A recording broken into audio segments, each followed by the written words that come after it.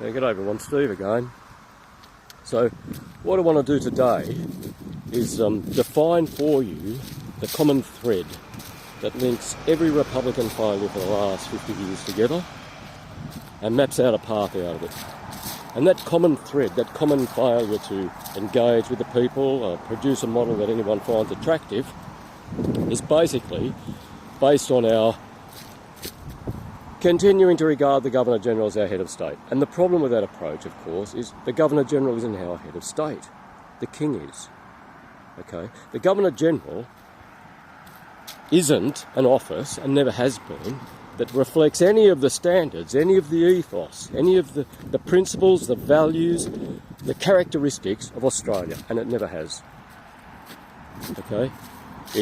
It's an office set up to represent the Queen. It is structurally a Victorian or 19th century patrician constitutional worldview personified.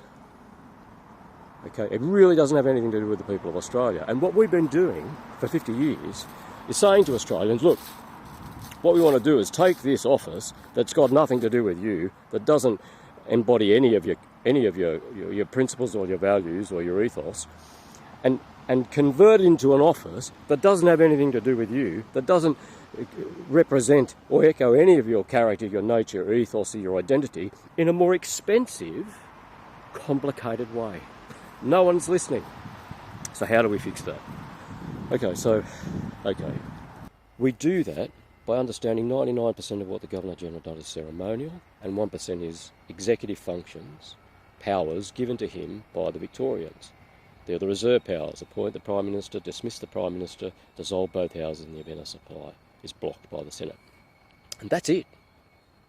That's it. It's a very small constitutional footprint. So if, the King actually turned up in Australia, you'd never see the Governor-General again. 99% of what the Governor-General does is standing in for the King. He represents the King. He is effectively a fake King. If the real King turned up, there'd be no need for the Governor-General to ever be seen in public again. But we would still need a Governor-General, because it's not the King the Constitution gives the power to dismiss the Prime Minister, appoint the Prime Minister, dissolve both houses in the event of a deadlock. It's the Governor-General. What I'm saying to you is the way forward is to understand that all we need to do, really, is elect a ceremonial figurehead who appoints a Governor-General on the advice of a Prime Minister.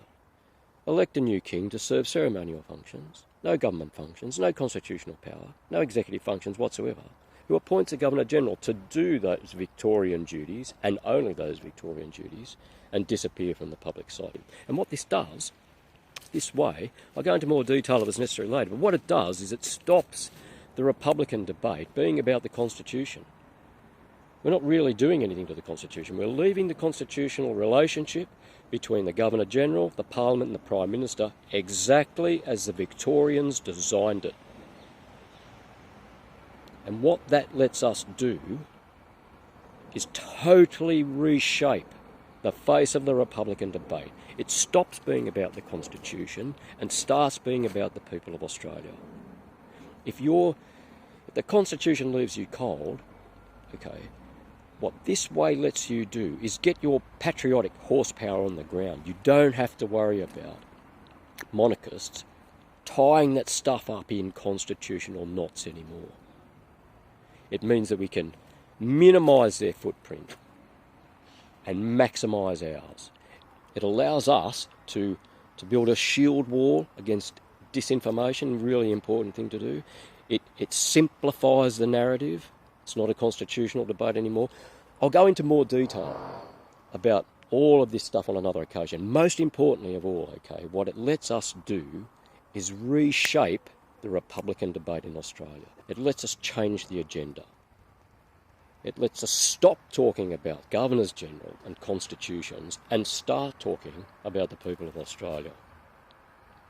It turns the Republican debate from a constitutional debate into a debate about selling Australia and Australians to the Australians.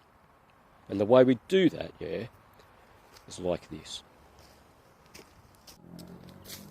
So when trade and industry say to us, when they look at the ARM's footprint, say, look, Now that's really got nothing to do with us, and it doesn't. What we need to be saying is, look, what we're trying to do is create an institution with the full backing of the Australian state, engineered to reflect the characteristics, standards that sell your business, trade, services into the international marketplace, that is elected by the people for the purposes of selling your business, trade, services into the international marketplace.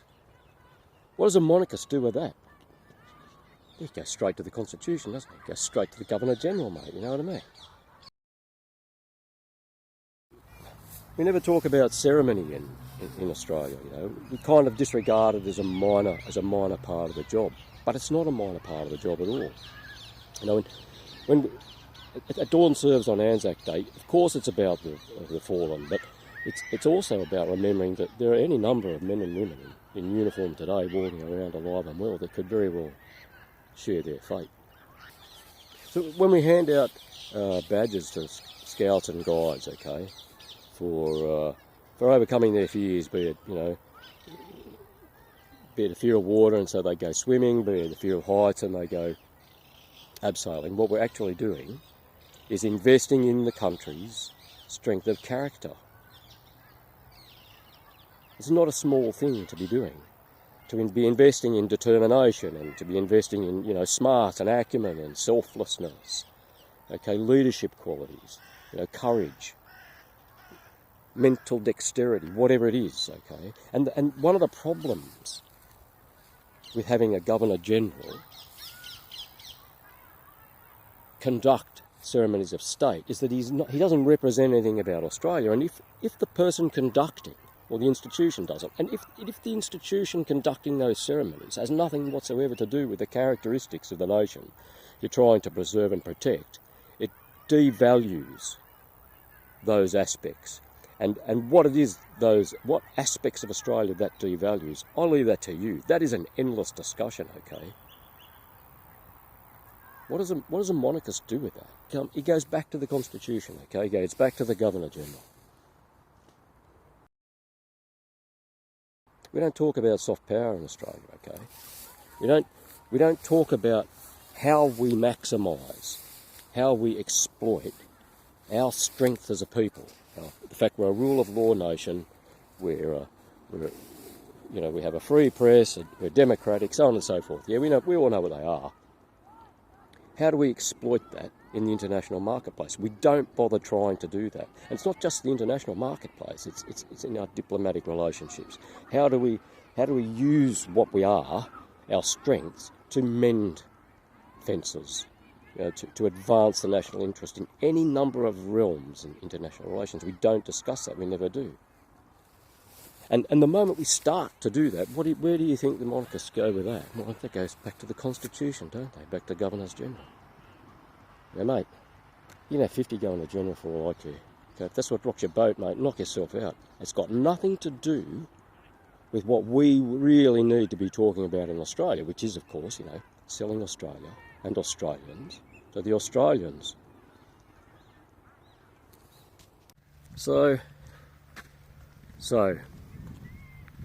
for us, you know, the agenda's actually really simple from my point of view. Our agenda needs to be a simple one, and that is, it's one of the great sagas in human history that is in our hands. Now, it's the journey from rule of thug, you know, absolute monarchy by hereditary right, exercised often by the rule of force, to government of, for and by the people, subject to the rule of law. And in our experience, in the Australian experience, that journey started on the 15th of June 1215 with the signing of Magna Carta. And for the next 800 years, this evolution of parliamentary, political, constitutional, democratic evolution is coming to an end. And it's the final chapters in that 800-year journey that is in our hands now. And maybe more important than that is when that job's done, when that journey is done, what the next one looks like. You know, the foundations and the beginnings of that next story, that for us is the right question.